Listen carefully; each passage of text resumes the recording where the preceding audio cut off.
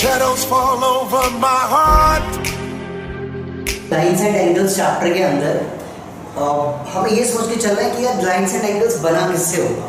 तो lines and angles जो है वो एक ज्योमेट्री का पार्ट है जिससे ये चैप्टर हमारा स्टार्ट होता है। तो ज्योमेट्री का बेसिक मीनिंग होता है जियो प्लस मैट्री, इन दो वर्ड से मिलके बना। ओके, जियो मीन्स होता है अर्थ और मैट्री मीन्स होता है मेजरमेंट, यानी कि अर्थ पे रखी हुई जितनी भी चीज़ें सबका मेजरमेंट करना हमारा ज्योमेट्री कहलाता है। ज्योमेट्री की शुरुआत करने के लिए आपको एक चीज़ ध्यान रखना है कि पॉइंट जो होता है it is a basic unit of geometry, जिससे हम कोई भी फिगर स्टार्ट करते हैं, चाहे वो लाइन हो, उसके लिए आपको पहले पॉइंट रखना पड़ता है और फिर इस लाइन को आप एक्सटेंड करके पॉइंट पे फिनिश करते हो। कोई भी फिगर पॉइंट टू पॉइंट ही बनती है। लाइन्स जो कि चैप्टर का नाम है, इसके बारे में बेसिक इंफॉर्मेशन जो होनी चाहिए वो मैंने लिखी है कि it is a straight line and can be extended from both side, इसीलिए दोनों साइड से एरो से क्लोज करते हैं और इसको इस तरीके से हम रिप्रेजेंट करते हैं। तो आई होप कि बच्चों आप सबने इन बिटवीन इतनी देर में आपने ये नोट कर लिया होगा, ठीक है, बहुत अच्छे से। आगे मैं आपको नेक्स्ट बोर्ड करवा रहा हूँ, ठीक है।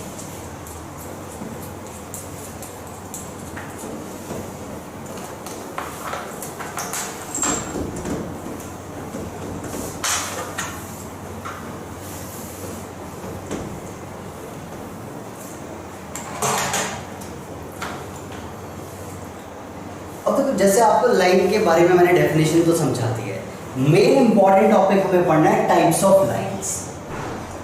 टाइप्स ऑफ लाइंस, लाइंस कितनी टाइप्स की होती हैं, कौन कौन सी होती हैं और उनके बारे में उनके सारे कैरेक्टरिस्टिक्स पढ़ने हैं। तो टाइप्स ऑफ लाइन में आपको याद रखना है कि 3 टाइप्स की लाइंस होती हैं। 3 टाइप्स की लाइंस होती हैं। फर्स्ट टाइप की जो लाइन होती है वो हमारी होती है बच्चों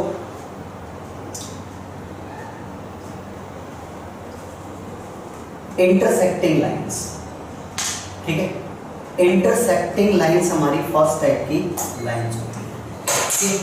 सेकेंड टाइप की जो आपकी लाइन होती है उसमें आपका आता है परपेंडिकुलर लाइंस, ठीक है, perpendicular lines. And the last is parallel lines. अगर आपसे कभी कोई पूछे कि कितने टाइप्स की लाइंस होती हैं तो आप बताएंगे 3 टाइप्स की लाइंस होती हैं। तीनों के नाम हैं, सबसे पहले इंटरसेक्टिंग लाइंस होती है, ठीक है, उसके बाद आपकी परपेंडिकुलर लाइंस होती हैं और परपेंडिकुलर के बाद आपका आता है पैरेलल लाइंस। तो 3 टाइप्स की लाइंस होती हैं। इनके बारे में बेसिक चीज़ें विद डेफिनेशन मैं थोड़ा सा समझा देता हूँ कि क्या क्या पॉइंट हमारे डेफिनेशंस के होते हैं। तो आप हमेशा याद रखना कि इंटरसेक्टिंग का क्या मतलब होता है। 2 lines intersect at a point। जब एक पॉइंट पे 2 लाइंस आपस में इंटरसेक्ट होती है तो उनको हम इंटरसेक्टिंग लाइंस बोलते हैं। जैसे आप अपने हैंड से भी बना सकते हैं, दोनों हैंड आप लाइंस मानो, तो इस पॉइंट पे, एक पॉइंट पे जो लाइंस दोनों मीट हो रही हैं उन लाइंस को हम क्या बोलेंगे, इंटरसेक्टिंग लाइंस। इसके डायग्राम की बात करूँ तो कुछ ऐसी, ये दोनों लाइंस एक पॉइंट पे इंटरसेक्ट हो रही हैं एंड विच पॉइंट इज ओ। जैसे इस लाइन का नाम दे दूं AB और इस लाइन का नाम हम दे दें CD, तो वी कैन से दैट कि AB and CD intersect at a point O। तो यानी कि 2 लाइंस अगर इंटरसेक्टिंग लाइंस होंगी, कब होंगी, जब वो एक पॉइंट पे मिलती होंगी, इंटरसेक्ट होती होंगी, तो उनको हम इंटरसेक्टिंग लाइंस बोलते हैं। क्लियर हो गया होगा ये टॉपिक। नेक्स्ट है आपके पास परपेंडिकुलर लाइन। इसमें आपके पास की 2 लाइंस इंटरसेक्ट एट 90 डिग्री। इसमें एंगल का बड़ा इंपॉर्टेंट रोल है। 2 लाइंस इंटरसेक्ट तो होती हैं बट वो 90 डिग्री पे इंटरसेक्ट होती है। तो अगर इसके डायग्राम की बात करूं मैं, तो ये डायग्राम आपका कुछ ऐसे डायरेक्शन वाला डायग्राम टाइप का होगा कि जिसमें आपका एंगल हमेशा क्या बनेगा, 90 डिग्री। कहीं से भी आप बना लो 90 डिग्री ही आपका एंगल बनेगा। नेमिंग कर लिया जाए A का B, ये C और D और इस पॉइंट का नाम O। तो यानी कि AB जो है, AB लाइन पे जो परपेंडिकुलर का क्या मतलब है कि आपको ये भी पता होना चाहिए कि 90 डिग्री कहाँ तक आ रहा है, यहाँ तक आ रहा है। तो ये लाइन सिर्फ इतना पार्ट, ये टुकड़ा OC जो है वो AB पे परपेंडिकुलर डाल रही है, तो we can write as a OC perpendicular to AB, ठीक है। एक परपेंडिकुलर लाइंस क्या होती है, 90 डिग्री का एंगल क्रिएट करती हैं, और आप ऐसे उल्टा T, ये इसका सिंबल है उल्टा T, परपेंडिकुलर का सिंबल भी अब आपको पता लग गया कि कैसा होता है, उल्टा T होता है OC परपेंडिकुलर टू OB। अगर हम इधर नीचे से ऐसे बात करें, नीचे की साइड से, तो हम ये भी लिख सकते हैं कि OD परपेंडिकुलर टू AB। अगर मैं CD वाली लाइन की बात करूं तो मैं ये लिख सकता हूं कि OA परपेंडिकुलर टू CD। इधर से बात करें तो OB परपेंडिकुलर टू CD। तो हम परपेंडिकुलर जो है वो आप हर तरफ से बोल सकते हो 90 डिग्री। तो बेसिकली ध्यान रखना है कि टू लाइंस इंटरसेक्ट तो होती हैं बट 90 डिग्री पे इंटरसेक्ट होती हैं, उनको हम बोलते हैं परपेंडिकुलर लाइंस, ठीक है। ठीक इसी तरीके से आपका लास्ट है बच्चों पैरेलल लाइंस। तो पैरेलल लाइंस के लिए आपने क्या वर्ड याद रखना है कि two lines never intersect each other at any point। कभी भी ये दोनों लाइंस आपस में इंटरसेक्ट नहीं करेंगी। और इसका डायग्राम आपका होता है जस्ट लाइक अ रेलवे ट्रैक। कभी देखा है रेलवे ट्रैक किसी बच्चे ने? रेलवे ट्रैक देखा है आपने? ट्रैक मतलब ऐसे एग्जाम्पल, तो ट्रैक जो होती है बिल्कुल बिल्कुल पैरेलल होती है, वो कभी ना इंटरसेक्ट नहीं होती है, मिलती नहीं है आपस में। तो it is example of parallel line. आप अपने हाथ से भी सारे तीनों आप समझ सकते हो। इंटरसेक्टिंग दिखाना है ऐसे दिखा दो, परपेंडिकुलर के लिए बिल्कुल स्ट्रेट दिखा दो, ऐसे 90 दिखेगा जहाँ से। और पैरेलल दिखाना हो तो ये रहा पैरेलल, पैरेलल ये हो गया मेरा एग्जांपल। तो आपको बेसिकली पता होना चाहिए कि parallel lines never meet at any point. मैंने दोनों लाइंस का नाम दे दिया L और M। शॉर्ट में भी हम लाइंस का नाम दे सकते हैं, शॉर्ट में भी एक सिंगल लेटर से L और M। इसका सिंबल होता है 11 टाइप का कुछ ऐसा, L पैरेलल टू M। इसको क्या रीड करेंगे? L parallel to M। ये इसका सिंबल है, इसको पढ़ेंगे क्या? L parallel to M। तो ये चीजें आपको पहले तीनों का बेसिक डेफिनेशन, डिफरेंस भी हो गया, डेफिनेशन भी हो गई, लाइंस बनता कैसे है, सिंबल भी लिख दिए मैंने क्लियरली। तो ये आप बहुत अच्छे से पहले इसको, इस फ्लो चार्ट को अच्छे से उतार लीजिए, ठीक है, ताकि आपको टाइप्स ऑफ लाइंस अच्छे से समझ में आ जाए, ठीक है। टाइप्स ऑफ लाइंस नोट करिए सभी बच्चे इसमें। तो मीनिंग भी आप अभी से याद करते चले जाना कि इंटरसेक्टिंग लाइंस क्या होती हैं, परपेंडिकुलर लाइंस क्या होती हैं और पैरेलल लाइंस क्या होती हैं, ठीक है जी, ओके।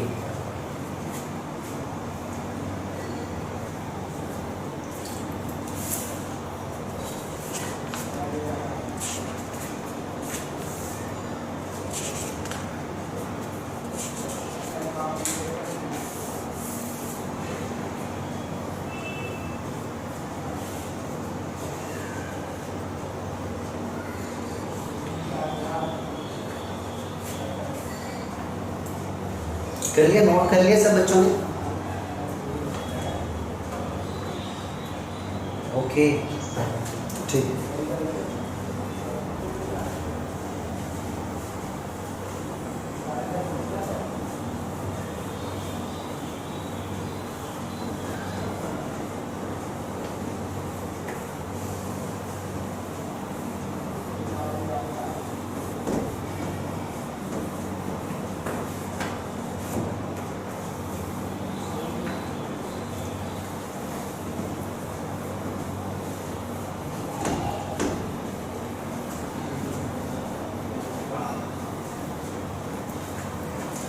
इस चैप्टर को जब आप तैयार कर रहे हो तो जो चीज़ें मैं आपको क्लियरली समझा रहा हूँ, ठीक है, उसको आप बहुत अच्छे से फॉलो करना, ठीक है। कैसे फॉलो कर रहा हूँ कि जैसे मैंने आपको भी टाइप्स ऑफ लाइन समझा दिया कि 3 टाइप की लाइंस होती हैं।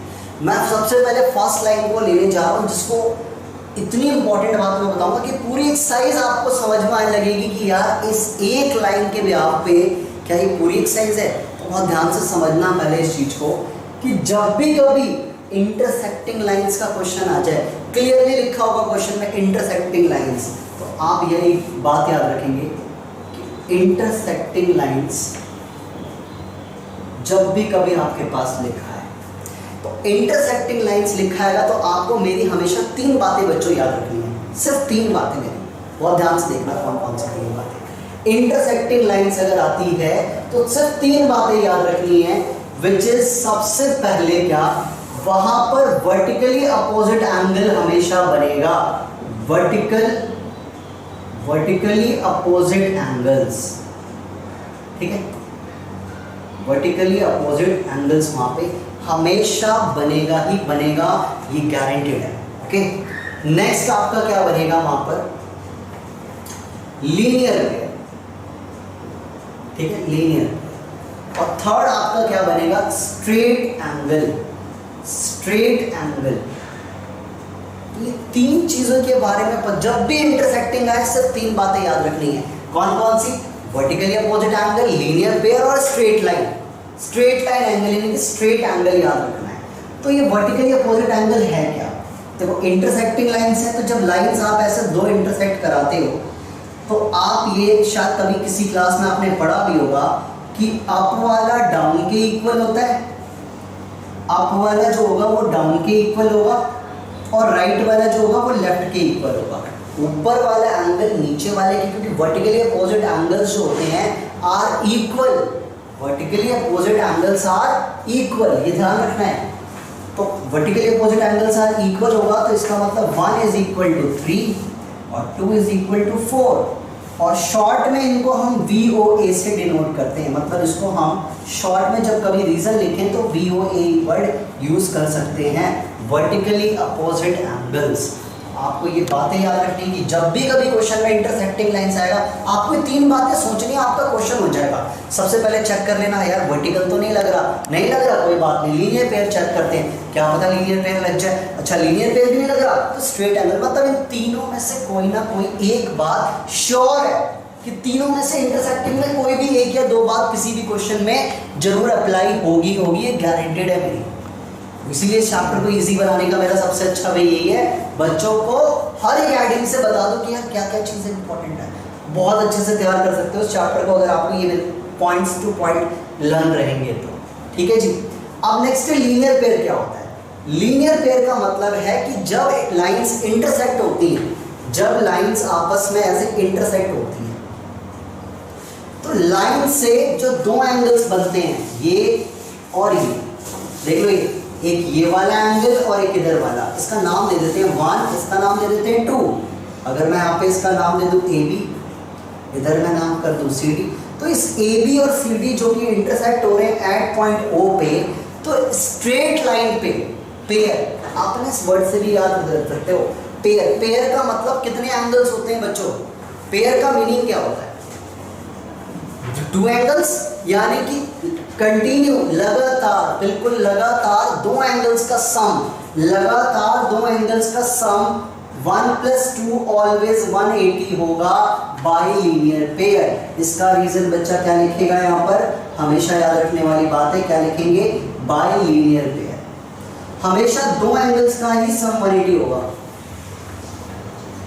ठीक है, हमेशा 2 एंगल्स का सम ही हमारा 180 कहलाएगा, इस बात का ध्यान रखना है। एंगल 1 + 2 = 180 डिग्री, क्योंकि पेयर की बात होगी तो 2 ही एंगल्स का सम। अगर ठीक इसी तरीके से मैं नीचे की साइड भी कोई एंगल बना दूं 3 और इधर बना दूं 4, तो क्या आप यहाँ पे एक और पेयर मुझे बता सकते हैं, कोई और पेयर क्या होना चाहिए, कोई और पेयर, लगातार 2 एंगलों का सम 180। यस तन्वी, बिल्कुल सही है, एंड 2 + 3 भी बिल्कुल ठीक बताया, 2 + 3 भी 180 होगा, क्योंकि लाइन ऐसे स्ट्रेट है। तो लीनियर पेयर के लिए सिर्फ 2 बातें याद रखनी है, ऑलवेज आपको एक स्ट्रेट लाइन चाहिए, स्ट्रेट लाइन पर 2 एंगल का सम लीनियर पेयर कहलाता है। समझ में आ गई बात, स्ट्रेट लाइन पे 2 एंगल्स का सम लीनियर पेयर। यहां लिख देता हूं, on straight line sum of 2 angles make a linear pair। यही सबसे इंपॉर्टेंट बात है कि हमें चाहिए क्या, स्ट्रेट लाइन पर 2 एंगल्स का सम 180 ही हमारा लीनियर पेयर कहलाता है। That's it, it is a linear pair. तो सब बच्चों को क्लियर हो गया कि इंटरसेक्टिंग लाइंस में वर्टिकल कैसा अपोजिट, वर्टिकली कैसा होता है, वर्टिकली में नाम भी छुपा, वर्टिकली अपोजिट एंगल्स देखने एंड दे आर इक्वल। ये क्या होते हैं, vertically opposite angles are equal. यहाँ पे स्टेटमेंट में ये बातें याद रहेंगी कि vertically opposite angles are equal. और ये मैंने क्या बात लिखवाई है कि जो लीनियर पेयर होता है उनका सम 180 होता है। ये देखो डिफरेंसेस समझना कि इसमें एंगल्स अपोजिट वाले इक्वल होते हैं, इसमें दो एंगल का सम 180 होता है। तो आई होप कि ये दोनों पार्ट्स आपको बहुत अच्छे से समझ आ गए होंगे। अब नेक्स्ट लास्ट बात करते हैं स्ट्रेट एंगल की। देखो स्ट्रेट एंगल, इसमें तो वर्ड में भी नाम में छुपा हुआ है स्ट्रेट। इट मींस लाइन हमेशा कैसी होनी चाहिए, स्ट्रेट होनी चाहिए। इट मींस क्या लिखना है आपने कि सम of all angles on a straight line is 180 degree। ठीक है, स्ट्रेट लाइन पर जितने भी एंगल बनाना है, इस बार पेयर नहीं बनाना है, मोर देन टू एंगल्स। देखो यहाँ पे कितने एंगल बन गए, एक एंगल, दो एंगल, तीन एंगल, चार एंगल, 1 2 3 4। इन सभी एंगल्स का सम 1 + 2 + 3 + 4 इज इक्वल टू 180 होगा। इसका रीजन क्या देंगे हम, इसका रीजन आएगा क्या, angles on a straight line. तो लीनियर पेयर और स्ट्रेट लाइन में थोड़ा सा डिफरेंस है, यहाँ सिर्फ दो ही एंगल का सम 180 होना चाहिए, और स्ट्रेट एंगल में पूरे 180 एंगल भी ले लेंगे ना, उन पूरे 180 एंगल्स का सम भी हमारा 180 कहलाएगा। बट रीजन क्या लिखेंगे, angles on a straight line. तो ये बातें आपको क्लियर हो गई सभी बच्चों को, angles on a straight line region में, angles on a straight line. तो आपको ये चीज क्लियर हो गया सबको कि यार जब भी इंटरसेक्टिंग लाइंस क्वेश्चन में बोला जाए, हमें कौन सी तीन बातें याद रखनी है, जिनको मैं ये ऐसे इस तरीके से वर्ब में लिख रहा हूं। देख रहे हो आप, ये क्लाउड में जो लिख दिया मैंने, ये जो क्लाउड में लिख दिया, ये तीन बातें, yes, vertically opposite angle, linear pair और स्ट्रेट एंगल्स, तीनों के बारे में फुल्ली इंफॉर्मेशन बोर्ड पे लिख दी है। फिगर कैसी होगी, तीनों में मेन मेन बातें क्या होंगी, सारी बातें आपके सामने, ठीक है। तो आप इसको अच्छे से नोट करिए।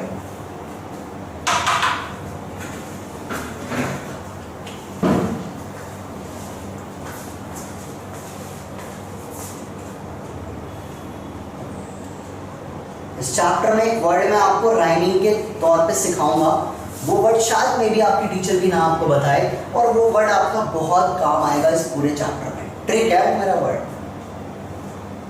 ट्रिकी वर्ड आपको सिखाऊंगा।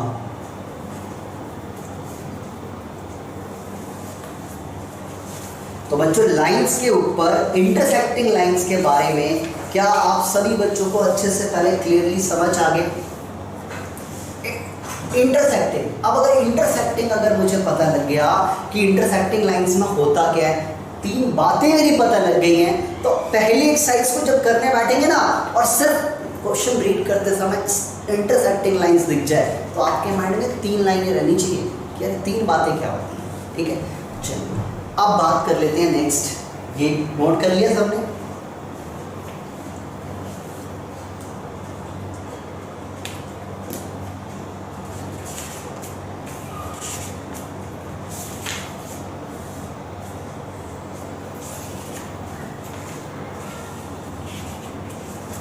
ओके।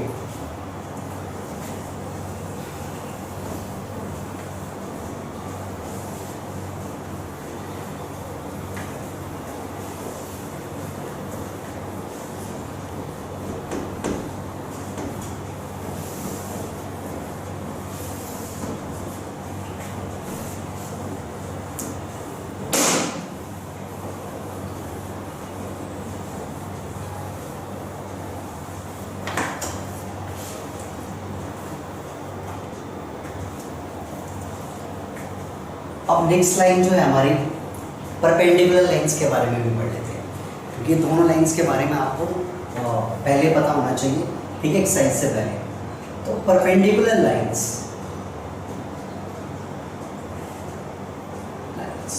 डेफिनेशन में ऑलरेडी समझा चुका हूँ कि to lines intersect eight 90 degree, to lines intersect eight 90 degree, ठीक है। To lines intersect eight 90 degree, कुछ ऐसा डायग्राम होता है, ठीक है, ये टी शेप का डायग्राम होता है। तो अगर आपको किसी भी क्वेश्चन में कुछ ऐसा दिखाई दे कि OP परपेंडिकुलर टू AB, अगर यहाँ पे ऐसे लिखा जाए तो आपको हमेशा क्या मान के चल रहा है कि यार ये दोनों जो एंगल है, एंगल नंबर 1 और 2, it means angle 1 is equal to angle 2, दोनों के दोनों कितने डिग्री के होंगे? 90 डिग्री के। ये चीज आपको क्लियरली कि अगर ये आपको साइन दिख गया, अगर आपको किसी फिगर में उन्होंने परपेंडिकुलर का ऐसे इधर से भी एक बॉक्स दे दिया, तो अगर ये वाला 90 है तो ये वाला भी 90 ही कहलाएगा, इधर वाला भी। इस चीज को ध्यान रखना है। अगर उन्होंने ये परपेंडिकुलर की कंडीशन ऐसी दे दी है, अगर ये कंडीशन गिवन है, तो ये दोनों एंगल्स कितने डिग्री के कहलाएंगे? 90 ईच कहलाएंगे। इनको हम परपेंडिकुलर लाइंस बोलते हैं। तो ये है आपका परपेंडिकुलर लाइंस के बारे में टॉपिक, इसको भी आप अच्छे से नोट डाउन कर लीजिए, ठीक है।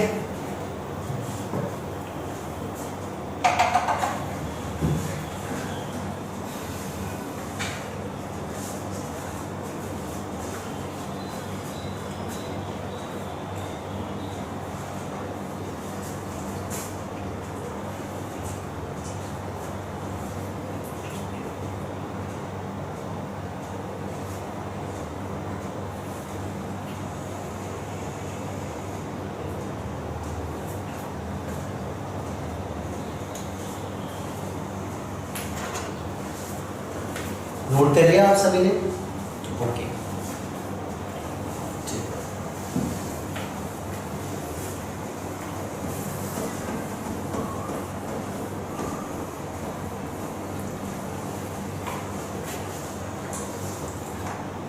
अब देखो नेक्स्ट जो है वो आपका क्या है? Parallel lines. जो थर्ड टाइप का मैंने जो इंट्रोडक्शन दिया ना, पैरेलल लाइंस, तो आपने इस पैरेलल लाइंस में, पैरेलल लाइंस के टॉपिक में आपने किस तरीके से चीजों को समझना है कि आपको बेसिक तौर पे तो पता ही है ना कि two lines never intersect at a point. कभी भी दो लाइंस आपस में इंटरसेक्ट नहीं होती हैं। बट अगर इन दोनों लाइंस के ऊपर कोई रिलेशन अगर मुझे क्रिएट करना है एंगल्स का, तो मैं ना एक लाइन से इन दोनों को क्या करूंगा? इंटरसेक्ट करा दूंगा। इस लाइन का नाम L, इस लाइन का नाम M और इसका N। यहाँ पे आपको क्लियरली लिखा होगा कि L parallel to M and N is a transversal line. Transversal line. अब ये पॉइंट भी क्लियर होना चाहिए कि जो ट्रांसवर्सल लाइन किसे कहते हैं? वो लाइन जो पैरेलल लाइन को इंटरसेक्ट करती है। क्या होता है transversal line? Transversal line, line which intersect parallel lines. Parallel lines को जो लाइन इंटरसेक्ट कराती है उस लाइन को हम ट्रांसवर्सल लाइन बोलते हैं। तो समझ आ गया बेसिक डेफिनेशन। जब भी पैरेलल लाइंस अगर इंटरसेक्ट कराती है पैरेलल लाइन को, तो हमेशा याद रखना है कि 8 एंगल्स फॉर्म होते हैं। इन दोनों पॉइंट्स पे 4 एंगल फॉर्म होते हैं। मैं नेमिंग कर रहा हूँ 1 2 3 4 5 6 7 8, ठीक है। 8 एंगल्स फॉर्म होते हैं यहाँ पर। जब भी कोई पैरेलल लाइन के अंदर कोई इंटरसेक्टिंग लाइन आती है, मतलब ट्रांसवर्सल लाइन इंटरसेक्ट करती है, तो वो 2 पॉइंट्स पे इंटरसेक्ट करती है। पैरेलल लाइंस होगा तो 2 पॉइंट पे इंटरसेक्ट करेगी ट्रांसवर्सल, एक ऊपर एक नीचे। ऊपर भी 4 एंगल बनेंगे, नीचे भी 4 एंगल बनेंगे। अब इन 4 8 एंगल्स के अंदर क्या क्या रिलेशन बनता है? तो पैरेलल लाइंस के अंदर भी बच्चों आपको मेरी 3 बातें याद रखनी है, सिर्फ 3 बातें, बहुत ध्यान से रखेंगे। सबसे पहला कॉरस्पॉन्डिंग एंगल, ठीक है, कॉरस्पॉन्डिंग एंगल्स। कॉरस्पॉन्डिंग एंगल्स क्या होते हैं? ठीक है, तो आपको याद रखना है क्या कि दे हैव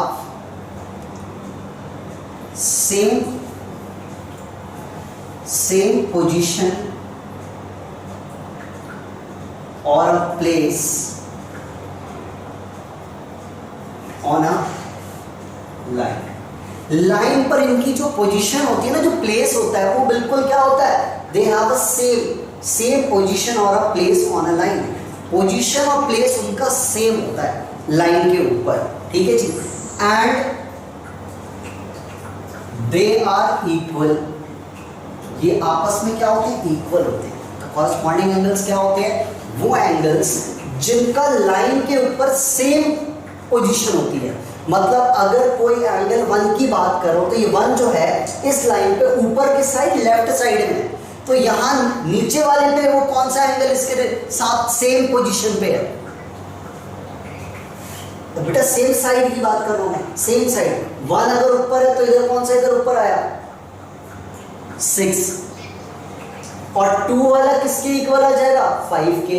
4 वाला इधर नीचे 7 है, ये 3 नीचे है तो इधर 8 नीचे है। इट मींस, और ये इक्वल होते हैं, तो एंगल 1 जो होगा वो किसके इक्वल हो जाएगा, 6 के इक्वल हो जाएगा। जो एंगल 2 है वो आपका किसके इक्वल हो जाएगा, 5 के इक्वल हो जाएगा। जो आपका 4 है वो इक्वल्स टू 7 हो जाएगा। जो आपका एंगल 3 है वो एंगल 8 हो जाएगा। और ये हो गए हमारा कॉरस्पॉन्डिंग एंगल्स। तो अगर आपसे कभी भी पैरेलल लाइंस बोला जाए तो ध्यान रखना है कि वो पोजीशन और प्लेस जो होता है एंगल्स का सेम साइड पे सेम होता है। यहाँ पे और a place on a line on the same side, मैं यहाँ पे एक चीज लिख भी देता हूँ, ऑन द सेम साइड, ताकि बच्चे ना भूलें कि सेम साइड जो होती है उनकी सेम होती है और वो आपस में इक्वल होते हैं, इसलिए इनको हम ऐसे लिखते हैं। तो सभी को समझ आ गया कॉरस्पॉन्डिंग एंगल्स क्या होते हैं,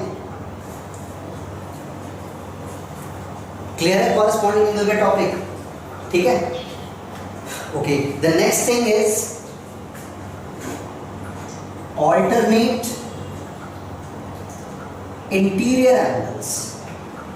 ऑल्टरनेट इंटीरियर एंगल्स, बहुत सारे टीचर्स इसका एक्सटीरियर भी लिखवाते हैं, बट 9th में कभी जरूरत नहीं पड़ेगी।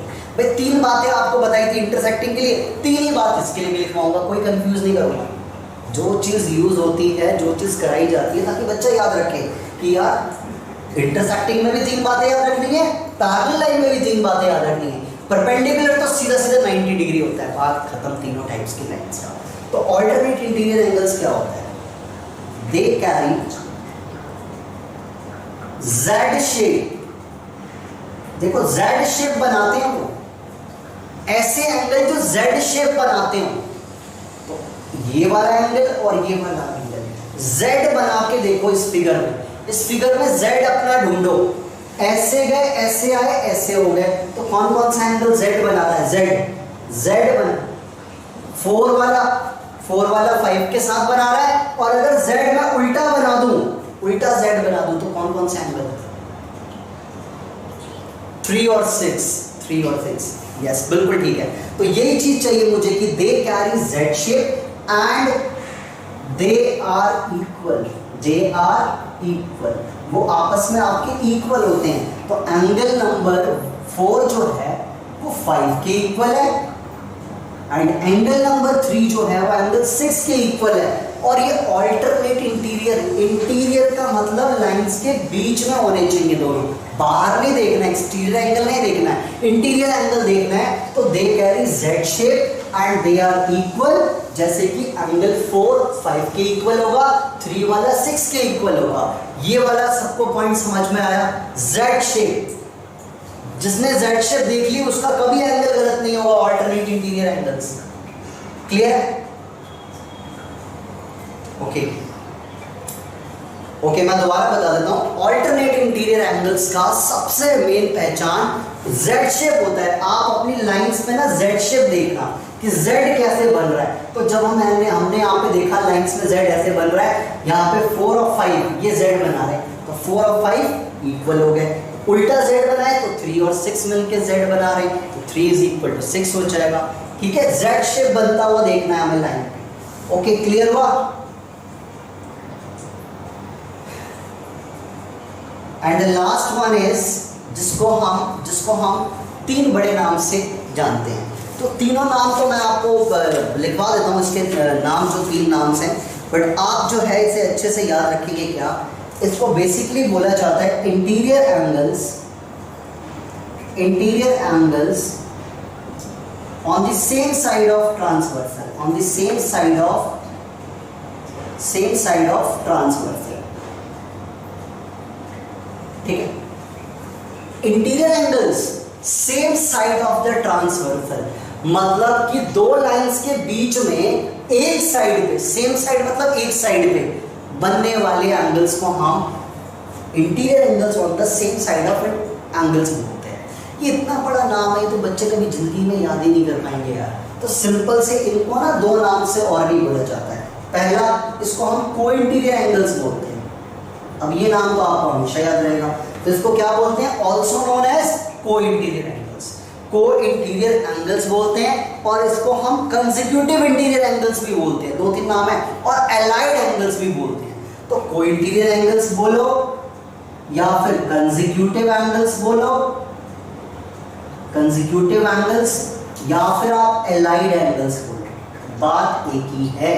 बट ये कहता क्या है? ये बात तो एक ही है इन सबका, बट ये कहता क्या है कि भाई लाइन के बीच में जो एंगल बन रहे, तो एंगल कौन कौन से बन रहे लाइन के बीच में? एक साइड में, फिगर के अकॉर्डिंग एंगल 6, तो इनका क्या रिलेशन है 4 6 में? क्या ये इक्वल होते हैं क्या?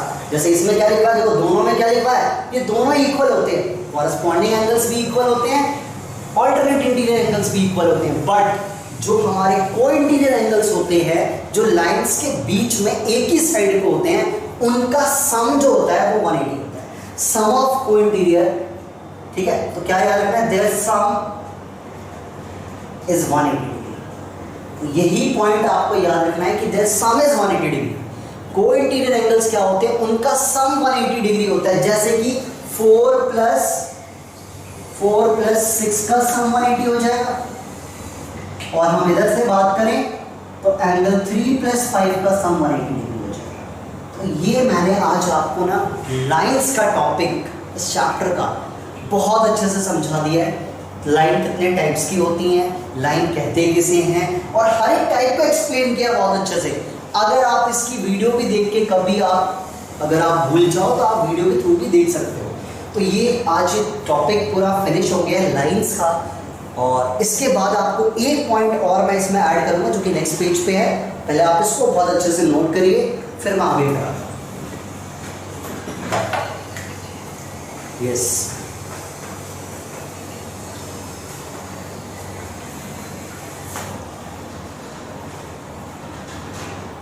नोटेड।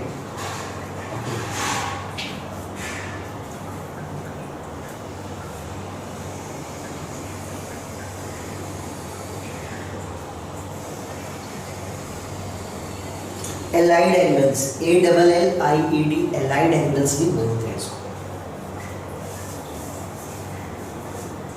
इसका सबसे इंपॉर्टेंट नाम आप को इंटीरियर एंगल्स याद रखेंगे, जिसको मैं टिक करके वेब में लिख रहा हूँ, ये नाम याद रखो तो ज़्यादा अच्छा है। को इंटीरियर एंगल्स क्या होते हैं? छोटा नाम है, को इंटीरियर एंगल जिनका सम 180 डिग्री होता है, एक ही साइड पे दो एंगल का सम 180 डिग्री को इंटीरियर एंगल्स कहलाता है। ठीक है, ये ध्यान रखना है। कर लिया, नोट कर लिया सब बच्चों ने? ओके, ठीक।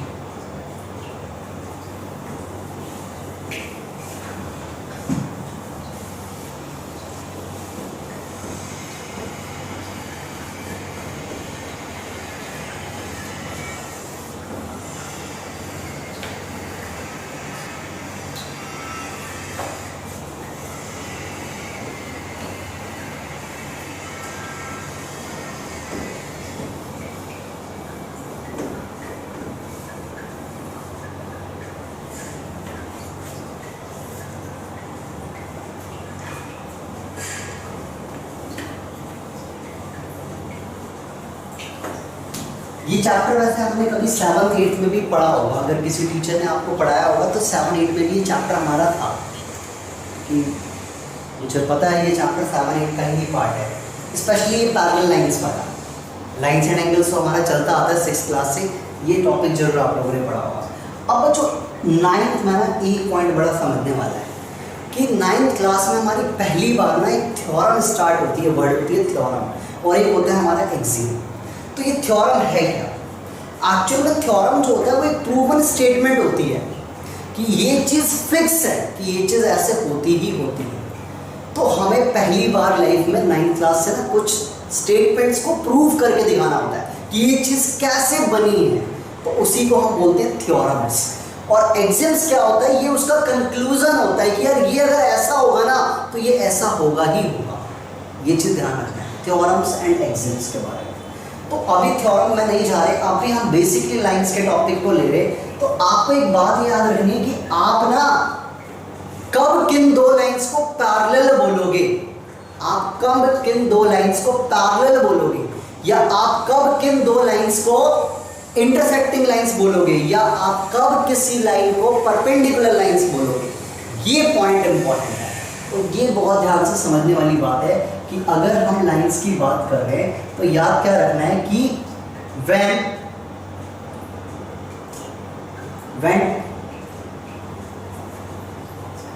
angles make corresponding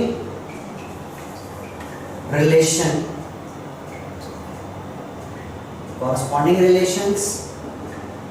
alternate angles, alternate interior angles relation and co-interior angles relation, then that lines must be a parallel। जब दो एंगल्स कॉरस्पॉन्डिंग एंगल्स का रिलेशन बनाते हैं तो वो लाइंस आपस में पैरेलल होंगी, तभी तो कॉरस्पॉन्डिंग लाइन बनेगा। यानी कॉरस्पॉन्डिंग लाइन बनती कब है, जब लाइंस पहले पैरेलल होंगी तब। तो आपसे कभी कभार पूछा जाता है क्या ये दोनों लाइंस आपस में, ये वाला एंगल और ये वाला एंगल 1 और 2 इक्वल है, उन्होंने दे दिया ये फिगर है 1 और 2 इक्वल है, तो क्या ये लाइंस आपस में कॉरस्पॉन्डिंग होंगी, लाइंस पैरेलल होंगी कि नहीं होंगी? यस एंड नो में आंसर पूछते हैं। तो आप क्या आंसर देंगे कि 1 is equal to 2 in this figure, तो क्या लाइंस पैरेलल है या नहीं है? यस एंड नो, क्या आंसर होना चाहिए? ये लाइंस पैरेलल हैं? यस, क्योंकि कॉरस्पॉन्डिंग रिलेशन में है। तो आप लिखोगे कि yes these lines are parallel lines because they form corresponding relation here, so these lines are parallel lines। तो ध्यान रखना है कि अगर वो corresponding relation बनाती हो, alternate relation बनाती हो, या फिर वो इंटीरियर एंगल्स का रिलेशन बनाती है, तो लाइंस हमेशा पैरेलल ही होंगी। ये बात आपने अपोजिटली समझना है, ठीक है। Next,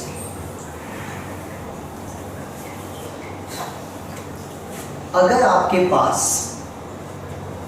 when lines form vertically opposite relation, angles form vertically opposite angles relation or linear pair relation,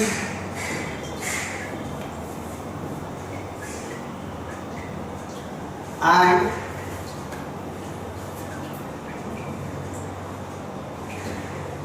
straight angle line relation, अगर ये तीनों चीजें की रिलेशन बनती है कहीं पर, तो आप उस लाइन को क्या बोलोगे? then that lines must be a intersecting lines। ये बातें भी अपोजिटली पूछी जाती हैं आपसे कि ये लाइंस कैसी हैं। अगर आपको एक फिगर दे दिया जाए और बोला जाए कि बेटा ये दोनों एंगल्स का सम 1 प्लस 2 का सम 180 है, तो क्या ये लाइंस पैरेलल है या इंटरसेक्टिंग है या परपेंडिकुलर है? तो आप क्या टिक करोगे? इंटरसेक्टिंग पे आप टिक कर देंगे, है ना?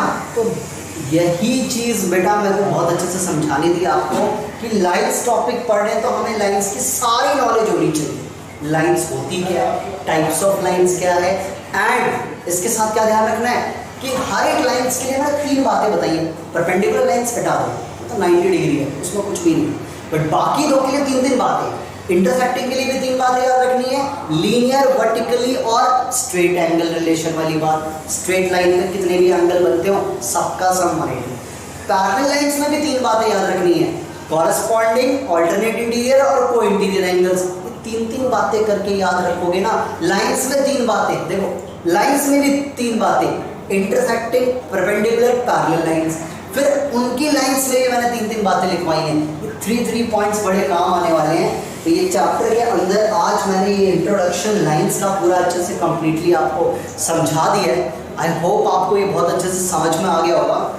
इसको अगर समझ लिया तो अब आप एक्सरसाइज नंबर 6.1 बहुत ईजिली करेंगे। आज डे हमने लाइंस एंड एंगल्स के अंदर लाइंस के बारे में काफ़ी अच्छे से डिटेल में सीख लिया था कि लाइन कितने टाइप्स की होती है, और लाइंस के अंदर आपके मैंने बताए थे कि जितने भी टाइप्स की लाइंस हैं उन सभी के अंदर हर एक टाइप्स में मैंने 3 बातें बताई थी कि अगर 2 लाइंस इंटरसेक्टिंग होंगी तो फिर वहाँ पे क्या ध्यान रखोगे आप? 3 बातें। कौन कौन सी? कोई बच्चा बताएगा मुझे? वर्टिकली अपोजिट एंगल्स से स्कूल में भी चैप्टर 6 चल रहा है। ओके शौर्या, डिफरेंस कुछ नज़र आ रहा है? शौर्या, अच्छा चिराग, आपको कुछ डिफरेंस नज़र आया कि टीचर ने आपकी बताया इंटरसेक्टिंग है तो 3 बातें याद रखनी है? ये 3 बातें हैं? चलो बताया होगा, ऐसी बात नहीं है। अब उनका वे अलग हो सकता है, मेरा वे अलग है, कोई नहीं। तो आज है ना हम है ना स्टार्ट करेंगे कि पहली बार 9th क्लास में हम है ना थ्योरम पढ़ने जा रहे हैं, और हमारी थ्योरम नंबर 6.1 बहुत ही इम्पॉर्टेंट थ्योरम है। तो इसलिए मैं बोर्ड पे थ्योरम नंबर 6.1 स्टार्ट करने जा रहा हूँ। आप सभी बच्चे भी समझें कि थ्योरम क्या होती है।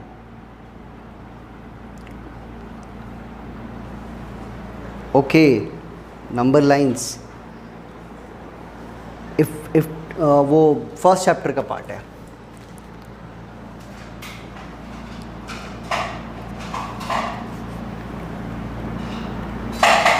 तो इफ 2 लाइंस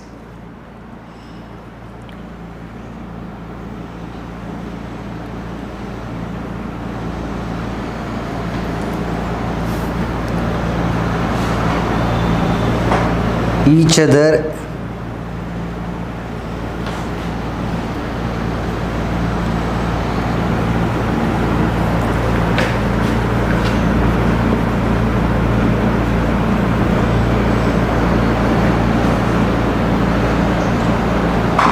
देखो ये स्टेटमेंट आपकी है ना। ओके, क्या सभी बच्चों को ब्लर आ रहा है क्या? एक बार अगर जिसको भी अगर ऐसा लगता है, एक बार प्लीज़ आप जल्दी से ना रीजॉइन कर लिया करो, ठीक है? अच्छा, लाइट की रिफ्लेक्शन आ रही है। ओके ओके ओके, लाइट की रिफ्लेक्शन आ रही है। अच्छा, अब क्लियर है? वैसे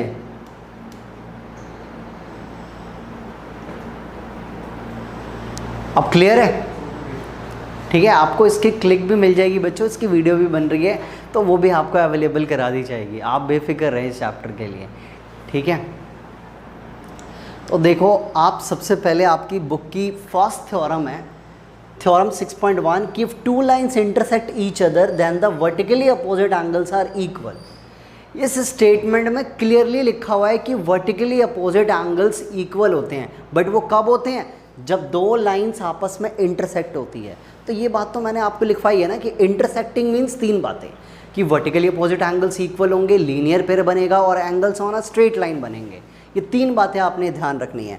तो हम प्रूफ करके देखते हैं कि कैसे जब 2 लाइंस आपस में इंटरसेक्ट करती हैं तो वर्टिकली अपोजिट एंगल्स इक्वल होते हैं। तो 2 लाइंस का इंटरसेक्शन करा लेते हैं, ठीक है? 2 लाइंस का इंटरसेक्शन करा लेते हैं। मैं ये नेमिंग कर देता हूँ इनका। यस,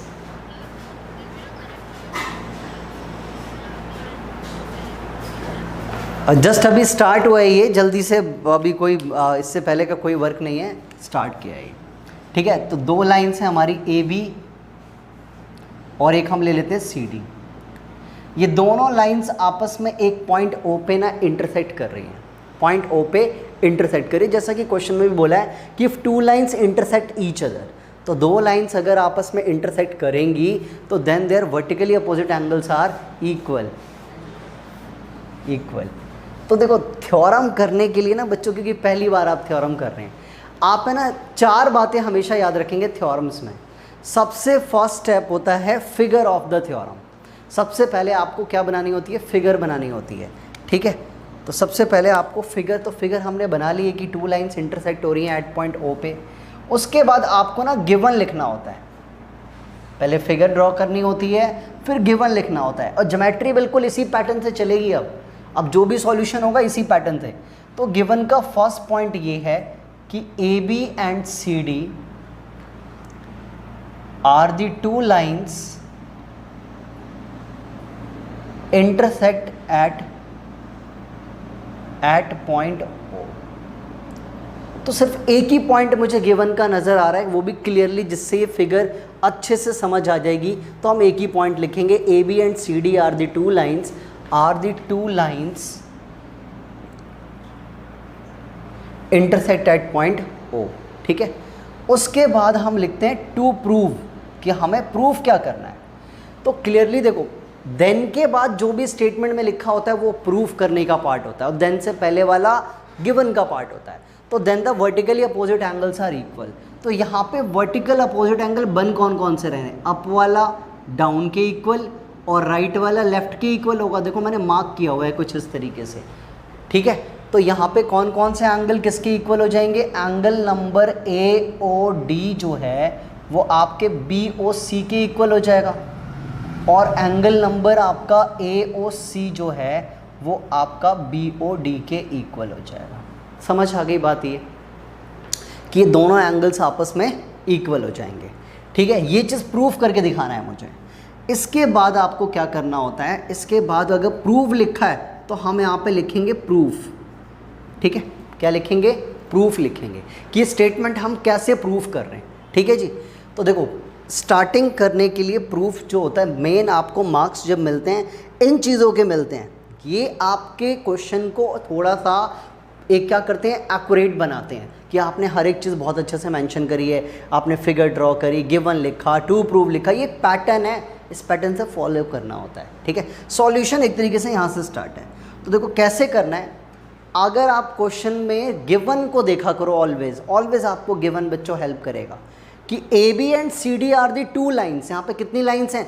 2 लाइन्स हैं। तो मैं ना एक एक लाइन्स को लेके चलूँगा, क्योंकि देखो इंटरसेक्टिंग है तो 3 बातें होती हैं। हमेशा याद करो एक चीज़, इंटरसेक्टिंग है तो 3 बातें, वर्टिकली, लीनियर पेयर और angle on a straight line. तो वर्टिकली तो प्रूफ करना है, तो बचे कितने? 2, यानी कि लीनियर पेयर का यूज़ कर सकते हैं, angles on a straight line use कर सकते हैं। तो देखो angles on a straight line, more than 2 angles तो है ही नहीं, तो बचा क्या? लीनियर पेयर, यानी कि मुझे लीनियर पेयर बनाना है। अब लीनियर पेयर के लिए क्या ध्यान रखना होता है? एक मुझे स्ट्रेट लाइन चाहिए और एक रे चाहिए। तो देखो स्ट्रेट लाइन आप कोई सी भी ले लो, आप सबसे पहले ले लो कौन सी, कि since A B is a line and इस ए बी वाली लाइन पे ओ डी जो होगा, ओ से लेके डी तक का, and O D is a ray. ठीक है, ए बी एक लाइन है और ओ डी एक रे है। ए बी देखो ना इस तरीके से, ए बी एक लाइन है और ओ डी एक रे है। तो इन दोनों एंगल्स का सम कितना हो जाएगा? इन दोनों एंगल्स का सम 180 होगा ना? यस, तो A O D plus angle B O D is equal to 180 degree. इसको आपने क्या करना है? रीज़न देना है इसका। ज्योमेट्री में हमेशा आपको हर एक लाइन का रीज़न देना होता है। तो ये क्यों 180 है? बिकॉज ऑफ लीनियर पेयर 180 है। इसे हमने इक्वेशन नंबर 1 दे दिया है। ठीक है, एंड अगर आपने ए बी को लाइन लिया तो अब आपको दूसरी लाइन लेनी पड़ेगी सी डी, क्योंकि 2 लाइन्स थी हमारे पास, and C D is a line, C D is a line, and C D को लाइन लिया आपने तो इस बार कंटिन्यू चलना है। आपने ओ डी को लिया था ना, तो बिल्कुल क्लॉकवाइज चलो। आप ओ डी को रे लिया था तो इस बार ओ बी को रे लेना पड़ेगा मुझे। तो and O B is a ray, clockwise चलना है रे के लिए, ठीक है। तो अगर मैं अब इस बार सी डी को मैंने लाइन लिया है और ओ बी को रे लिया है, तो इन दो एंगल्स का सम, जिनको मैं ऐसे एरो से शो कर रहा हूँ, इन दो एंगल्स का सम 180 हो जाएगा। किस किस का? Angle B O D plus इसका नाम क्या है, angle B O C is equal to 180 degree. इसका भी रीज़न लीनियर पेयर आ जाएगा, ठीक है। और इसको आप इक्वेशन नंबर 2 दे दोगे। मेरी कही हुई बातें आपको ऑलवेज ज्योमेट्री में बड़ी हेल्प करेंगी। भाई इंटरसेक्टिंग है, 3 बातें होती हैं, vertically opposite angle, linear pair और angles on a straight line. Angles on a straight line के लिए बहुत सारे एंगल चाहिए थे मुझे, और वर्टिकली प्रूव भी करना था, तो बचा क्या? Linear pair. तो लीनियर पेयर की देखो हेल्प से हम क्वेश्चन कर रहे हैं ना, लीनियर पेयर की हेल्प से कितनी जल्दी ये क्वेश्चंस हमारे होते चले जाएंगे। आप सभी देखो बहुत ही ईजिली होते चले जाएंगे, ठीक है। अब करना क्या है, दोनों इक्वेशंस को अगर मैं कंपेयर करता हूँ तो from equation number 1 and equation number 2, बच्चों इन दोनों इक्वेशन में आपको कोई चीज़ कॉमन दिख रही है? दोनों इक्वेशंस में कोई चीज़ कॉमन, राइट साइड में या लेफ्ट साइड में? 180 डिग्री बच्चों, 180 डिग्री। देखो राइट साइड में इधर भी 180 डिग्री है, मतलब ये 180 है, ये 180 है, तो दोनों सेम है ना, है कि नहीं है। मैं इस 180 की जगह पे, इस 180 की जगह पे ये वाला पार्ट भी यहाँ पे लिख सकता हूँ, क्योंकि ये भी तो 180 है। तो जब दोनों साइड 180 है तो 180 से 180 क्या हो जाएगा? कैंसिल हो जाएगा, और दोनों के LHS आमने सामने आ जाएंगे। तो फ्रॉम 1 and 2 लिखने का मतलब है कि 180 से 180 कैंसिल, और आपके LHS में इधर से क्या बचा? AOD प्लस BOD, और इधर से क्या बचा? BOD plus BOC। अब दोनों साइड कोई चीज़ आपको सेम दिख रही है यहाँ पे, एंगल BOD, तो BOD से BOD कट जाएगा, क्योंकि अगर इसको उठा के इधर माइनस में लाओगे तो प्लस माइनस माइनस 0 बन जाएगा, ये कैंसिल कर देना है। तो देयरफॉर आपके पास रिजल्ट क्या बचा? AOD is equal to angle BOC। क्या मुझे यही पार्ट प्रूफ करना था क्या? देख लो आ गया, AOD is equal to BOC आ गया कि नहीं आ गया? तो ये इस तरीके से थ्योरम को ना प्रूफ करना होता है। तो आपको पहले पैटर्न का वे पता होना चाहिए, पहले फिगर ड्रॉ करिए, फिर गिवन लिखो, फिर जो प्रूफ करना है वो पॉइंट टू पॉइंट लिखना, कभी भी कहानी नहीं लिखनी है, point to point, given to proof सब कुछ लिखेंगे हम। फिर रीज़न दिया कि ये एक लाइन है और OD एक रे है, तो वर्टिकल प्रूफ करना है, इंटरसेक्टिंग है। माइंड में थोड़ा सा ना रिकवर किया करो चीज़ों को, तो बहुत जल्दी हो जाएंगे। अब मैंने एक पार्ट तो प्रूफ कर दिया बच्चों, ठीक है। सेकेंड पार्ट सिमिलरली सेम ऐसे ही करोगे तो हो जाएगा, तो वो हमें आगे करने की ज़रूरत नहीं है। आप यहाँ पे डायरेक्टली इसके बाद लिख दीजिए similarly angle AOC is equal to angle BOD, ठीक है। और लास्ट में एक लाइन लिख देना आप, यहाँ पे मैं इधर की साइड लिख देता हूँ कि hence if two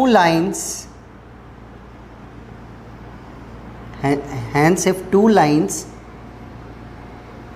intersect at a point, then the vertically opposite angles